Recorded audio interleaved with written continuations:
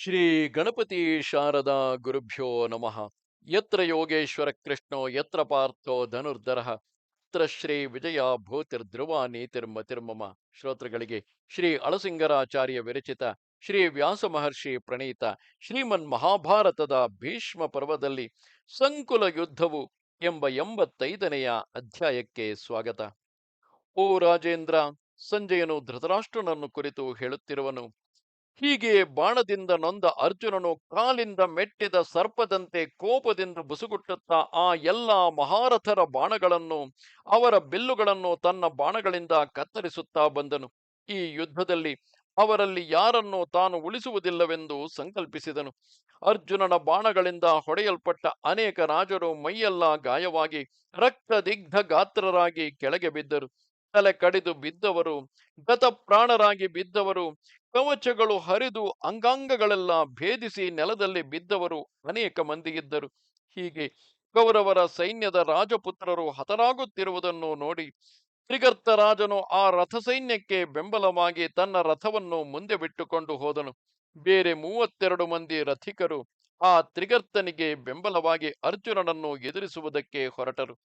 ಎಲ್ಲರೂ ಆ ಅರ್ಜುನನನ್ನು ಸುತ್ತಿಕೊಂಡು ಮೇಘಗಳು ಮಳೆಯನ್ನು ಕರೆಯುವಂತೆ ಎಡಬಿಡದೆ ಬಾಣವರ್ಷವನ್ನು ಕರೆದರು. ಆಗ ಅರ್ಜುನನು ಕೋಪಗೊಂಡು ಎಣ್ಣೆ ಹಾಕಿ ತೀಡಿದ 60 ಬಾಣಗಳಿಂದ ಅವರೆಲ್ಲರನ್ನೂ ನಿವಾರಿಸಿದನು. ಆ ತ್ರಿಗರ್ತನ ಮತ್ತು ಅವನಿಗೆ ಬೆಂಬಲವಾಗಿ ಬಂದಿದ್ದವರೆಲ್ಲರ ರಥಗಳನ್ನು ಅಡಗಿಸಿ ಅವರ ಪ್ರಯತ್ನವನ್ನು ಭಗ್ನ ಮಾಡಿ ಜಯೋತ್ಸಾಹದಿಂದ ಭೀಷ್ಮನನ್ನು ಕೊಲ್ಲುವುದಕ್ಕೆ ಹೊರಟನು. ತ್ರಿಗರ್ತ ರಾಜನಾದರೂ ಬಲಶಾಲಿಯಾದ ಅರ್ಜುನನಿಂದ ತನ್ನ ಬಂಧುವರ್ಗದವರೆಲ್ಲರೂ ಹತರಾದುದನ್ನು ನೋಡಿ ಬೇರೆ ರಾಜರನ್ನು ಸೇರಿಸಿಕೊಂಡು ಅರ್ಜುನನನ್ನು ಕೊಲ್ಲುವುದಕ್ಕಾಗಿ ಮುಂದುವರೆದು ಅವನನ್ನು ತಡೆದನು. ಹೀಗೆ ತ್ರಿಗರ್ತ ರಾಜನು ಅರ್ಜುನ ವಧಕ್ಕಾಗಿ ಆತುರದಿಂದ ಬರುವುದನ್ನು ನೋಡಿ ಶಿಖಂಡಿ ಮೊದಲಾದವರು ಅರ್ಜುನನ ರಥವನ್ನು ರಕ್ಷಿಸುವುದಕ್ಕಾಗಿ ಶಸ್ತ್ರಪಾಣಿಗಳಾಗಿ ಓಡಿ ಬಂದರು. ಇಷ್ಟರಲ್ಲಿಯೇ ಅರ್ಜುನನು ಅರ್ಜುನನು ಕೂಡ ತ್ರಿಗರ್ತರೊಡನೆ ತನಗಿದಿರಾಗಿ ಬರುತ್ತಿದ್ದ ರಾಜಪುತ್ರರನ್ನು ತನ್ನ ಗಾಂಧೀವದಿಂದ ಪ್ರಯೋಗಿಸಲ್ಪಟ್ಟ ಅನೇಕ ಬಾಣಗಳಿಂದ ತಾನೊಬ್ಬನೇ ಅವರನ್ನು ತಲೆಯೆತ್ತದಂತೆ ಮಾಡಿದನು. ತಿರುಗಿ ಭೀಷ್ಮನನ್ನು ಎದುರಿಸುವುದಕ್ಕಾಗಿ ಹೋಗುತ್ತಿರುವಾಗ ನಡುದಾರಿಯಲ್ಲಿ ದುರ್ಯೋಧನನು, ಸೈಂಧವನೇ ಮೊದಲಾದ ಅನೇಕ ರಾಜರು ತನ್ನನ್ನು ತಡೆಯುವುದಕ್ಕಾಗಿ ಬರಲು ಅವರೊಡನೆ ಮುಹೂರ್ತ ಕಾಲದವರೆಗೆ ಯುದ್ಧ ಮಾಡಿದನು. ಕೊನೆಗೆ ಅವರನ್ನು ಲಕ್ಷ್ಯ ಮಾಡದೆ ಧನುರ್ಬಾಣಗಳನ್ನು ಹಿಡಿದು ಭೀಷ್ಮನಿದ್ದ ಕಡೆಗೆ ಬಂದು ಸೇರಿದನು. ಭೀಷ್ಮನು ಕೂಡ ಅರ್ಜುನನು ಬರುವುದನ್ನು ನೋಡಿ ತಾನು ಅದುವರೆಗೆ ಯುದ್ಧ ಮಾಡುತ್ತಿದ್ದ ಪಾಂಡವರ ಕಡೆಯ ರಥಿಕರನ್ನು ಬಿಟ್ಟು ಅರ್ಜುನನಿಗೆ ಎದುರಾಗಿ ನಿಂತನು. ಇಷ್ಟರಲ್ಲಿ ತುಂ ಯುಧಿಷ್ಠಿರನು ಕೂಡ ತಾನು ಯುದ್ಧದಲ್ಲಿ ಎದುರಿಸಲು ನಿಶ್ಚಯಿಸಿಕೊಂಡಿದ್ದ ಶಲ್ಯನನ್ನು ಬಿಟ್ಟು ಭೀಮ, ನಕುಲ, ಸಹದೇವರು ಮೂವರೊಡನೆಯೂ ಸೇರಿ ಭೀಷ್ಮನನ್ನೇ ಎದುರಿಸುವುದಕ್ಕಾಗಿ ಅರ್ಜುನನಲ್ಲಿಗೆ ಬಂದನು. ಹೀಗೆ ಮಹಾರಥಶ್ರೇಷ್ಠರೆನಿಸಿಕೊಂಡ 5 ಮಂದಿ ಪಾಂಡವರು ಒಂದಾಗಿ ಸೇರಿ ಬಂದು ತನ್ನನ್ನು ಎದುರಿಸಿದಾಗಲೂ ಮಹಾವೀರನು, ವಿಚಿತ್ರ ಯುದ್ಧಗಳನ್ನು ಮಾಡತಕ್ಕವನು ಆದ ಭೀಷ್ಮನು ಸ್ವಲ್ಪವಾದರೂ ಎದೆಗುಂದದೆ ಅವರಿಗೆದಿರಾಗಿ ನಿಂತನು. ಇಷ್ಟರಲ್ಲಿಯೇ ಜಯದ್ರಥನು ಈ ಪಾಂಡವರ ಕಡೆಯ ಮಹಾರಥರ ಬಿಲ್ಲುಗಳನ್ನೆಲ್ಲ ತನ್ನ ಬಾಣದಿಂದ ಕತ್ತರಿಸಿದನು. ದುರ್ಯೋಧನನು ಕೂಡ ವಿಷದಂತೆ ತೀವ್ರ ಕೋಪವುಳ್ಳವನಾಗಿ ಪಂಚ ಪಾಂಡವರನ್ನು, ಕೃಷ್ಣನನ್ನು ತನ್ನ ಬಾಣಗಳಿಂದ ಹೊಡೆಯುತ್ತಿದ್ದನು. ಹಾಗೆಯೇ ಕೃಪನು, ಶಲ್ಯನು, ಶಲನು, ಚಿತ್ರಸೇನನು ಪಾಂಡವರನ್ನು ಎದುರಿಸಿ ಬಾಣಗಳಿಂದ ಹೊಡೆಯುತ್ತಿದ್ದರು. ಇದರಿಂದ ಪಾಂಡವರಿಗೆ ದುಸ್ಸಹವಾದ ಕೋಪ ಉಂಟಾಯಿತು. ಇಷ್ಟರಲ್ಲಿ ಭೀಷ್ಮನ ಬಾಣದಿಂದ ತನ್ನ ಶಸ್ತ್ರವು ತುಂಡಾದುದನ್ನು ನೋಡಿ ಧರ್ಮರಾಜನಿಗೆ ಮಿತಿಮೀರಿದ ಕೋಪ ಉಂಟಾಯಿತು. ಆ ಕೋಪದಿಂದ ಧರ್ಮರಾಜನು ಸಮೀಪದಲ್ಲಿದ್ದ ಶಿಖಂಡಿಯನ್ನು ನೋಡಿ, ಓ ದ್ರುಪದ ಕುಮಾರ, ಹಿಂದೆ ನೀನು ನಿನ್ನ ತಂದೆಯ ಮುಂದೆ ಪ್ರತಿಜ್ಞೆ ಮಾಡಿದುದನ್ನು ಮರೆತು ಹೋದೆಯ? ಮಹಾರಥನಾದ ಭೀಷ್ಮನನ್ನು ನಾನೇ ನನ್ನ ಬಾಣಗಳಿಂದ ಕೊಲ್ಲುವೆನು, ಇದು ಸತ್ಯವು ಎಂದು ಬಾರಿ ಬಾರಿಗೂ ಆಣೆಯಿಟ್ಟು ಹೇಳಿದೆಯಲ್ಲವೇ? ನಿನ್ನ ಪ್ರತಿಜ್ಞೆಯನ್ನು ಸಫಲವಾಗಿ ಮಾಡದೆ ಈಗಲೂ ನೀನು ಭೀಷ್ಮನನ್ನು ಕೊಲ್ಲದಿರಲು ಕಾರಣವೇನು? ಓ ವೀರ, ನೀನು ಆಡಿದ ಮಾತನ್ನು ಸುಳ್ಳಾಗಿಸಬಾರದು. ನಿನ್ನ ಧರ್ಮವನ್ನು, ನಿನ್ನ ಕುಲವನ್ನು, ನಿನ್ನ ಕೀರ್ತಿಯನ್ನು ರಕ್ಷಿಸಿಕೊಳ್ಳುವವನಾಗು. ಅದು ಭಯಂಕರ ವೇಗದಿಂದ ಕಾಲಯಮನಂತೆ ನಮ್ಮ ಸೈನ್ಯಗಳನ್ನೆಲ್ಲ ತನ್ನ ಬಾಣಗಳಿಂದ ದಹಿಸುತ್ತಿರುವ ನಿನ್ನ ವೈರಿಯಾದ ಆ ಭೀಷ್ಮನನ್ನು ನೋಡು. ಭೀಷ್ಮನೊಡನೆ ನಡೆಯುವ ಈಗಿನ ಯುದ್ಧದಲ್ಲಿ ನಿನ್ನ ಧನಸ್ಸು ಮುರಿಯಿತು, ನೀನು ಪರಾಜಯ ಹೊಂದಿದೆ. ಈ ಸ್ಥಿತಿಯಲ್ಲಿಯೂ ಯುದ್ಧೋತ್ಸಾಹವಿಲ್ಲದೆ ನಿನ್ನ ಬಂಧುಗಳನ್ನು, ಸೋದರರನ್ನು ರಣರಂಗದಲ್ಲಿ ಬಿಟ್ಟು ನೀನೊಬ್ಬನೇ ತಲೆ ತಪ್ಪಿಸಿಕೊಂಡು ಹೋಗುವೆಯಾ? ಇದು ನಿನಗೆ ಎಂದಿಗೂ ಯೋಗ್ಯವಾದುದಲ್ಲ. ಅಪಾರ ವೀರ್ಯವುಳ್ಳ ಭೀಷ್ಮನು ಹತ್ತಲಾಗಿ ಮೇಲೆ ಮೇಲೆ ಪರಾಕ್ರಮದಿಂದ ಹೆಚ್ಚುತ್ತಿರುವುದನ್ನು, ನಮ್ಮ ಸೈನ್ಯವು ಭಗ್ನವಾಗಿ ಓಡುತ್ತಿರುವುದನ್ನು ನೋಡಿ ನೀನು ನಿಜವಾಗಿಯೂ ಭಯಪಟ್ಟಂತಿದೆ. ಅದಕ್ಕೆ ತಕ್ಕಂತೆ ನಿನ್ನ ಮುಖವು ಬಣ್ಣಗೆಟ್ಟಿದೆ.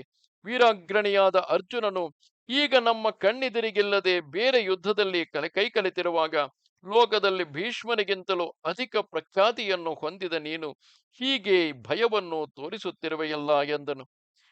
ಧರ್ಮರಾಜನ ಮರ್ಮ ಭೇದಕವಾದ ಈ ಮಾತನ್ನು ಕೇಳಿದೊಡನೆ ಶಿಖಂಡಿಯು ಅದನ್ನು ತನಗೆ ದೊಡ್ಡ ತಿರಸ್ಕಾರವನ್ನಾಗಿ ತಿಳಿದು ಭೀಷ್ಮನನ್ನು ಕೊಲ್ಲುವುದಕ್ಕಾಗಿ ಆತುರಗೊಂಡು ಹೊರಟನು. ಹೀಗೆ ಭೀಷ್ಮನಿಗೆದಿರಾಗಿ ಬರುತ್ತಿರುವ ಶಿಖಂಡಿಯನ್ನು ಕಂಡೊಡನೆ ಶಲ್ಯನು ಭಯಂಕರವಾದ ಅಸ್ತ್ರದಿಂದ ಅವನನ್ನು ಮುಂದೆ ಬಿಡದ ಹಾಗೆ ತಡೆದನು. ಕಾಲಾಗ್ನಿಯಂತೆ ವೇಗವುಳ್ಳ ಆ ಅಸ್ತ್ರದ ಪ್ರಹಾರದಿಂದಲೂ ಶಿಖಂಡಿಯು ಸ್ವಲ್ಪವಾದರೂ ಚಲಿಸದೆ ತನ್ನ ಬಾಣಗಳಿಂದ ಅವನನ್ನು ತಡೆಯುತ್ತಾ ಸ್ಥಿರವಾಗಿ ನಿಂತಿದ್ದನು. ಆಮೇಲೆ ಶಲ್ಯನು ಬೇರೊಂದು ವಾರಣಾಸ್ತ್ರವನ್ನು ಕೈಗೆತ್ತಿಕೊಳ್ಳಲು ಅದಕ್ಕೆ ಪ್ರತೀಕಾರವಾದ ಬೇರೊಂದು ಅಸ್ತ್ರವನ್ನು ಶಿಖಂಡಿಯು ಪ್ರಯೋಗಿಸಿದನು.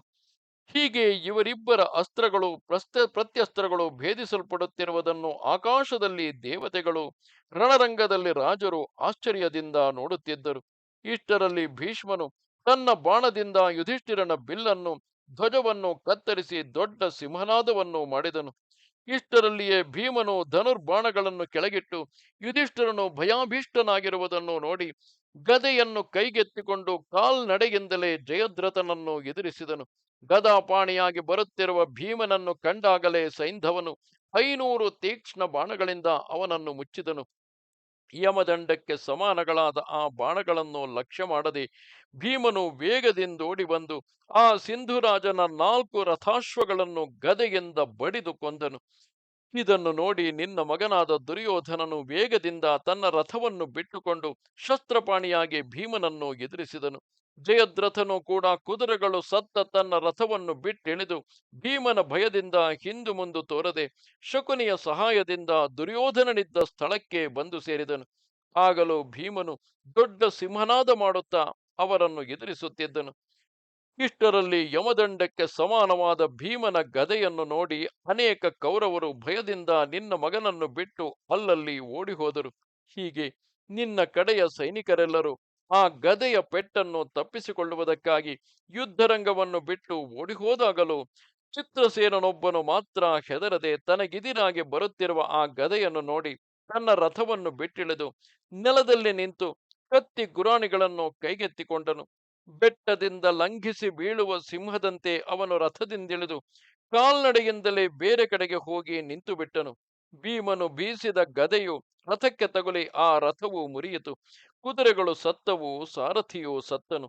ಹೀಗೆ ರಥವನ್ನು ಚೂರ್ಣ ಮಾಡಿದ ಮೇಲೆ ಆ ಗದೆಯು ಆಕಾಶದಿಂದ ಬಿದ್ದ ಕೊಳ್ಳಿಯಂತೆ ನೆಟ್ಟಗೆ ಹೋಗಿ ಭೂಮಿಯಲ್ಲಿ ನಾಟಿತು.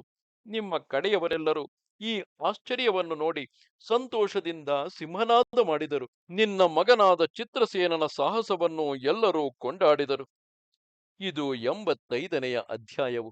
ನಮಸ್ತೆ ಶಾರದೆ ದೇವಿ, ಕಾಶ್ಮೀರ ಪುರವಾಸಿನಿ, ತ್ವಾಮಹಂ ಪ್ರಾರ್ಥಯೇ ನಿತ್ಯಂ, ವಿದ್ಯಾದಾನಂಚ ದೇಹಿಮೆ. ನಮಸ್ಕಾರ.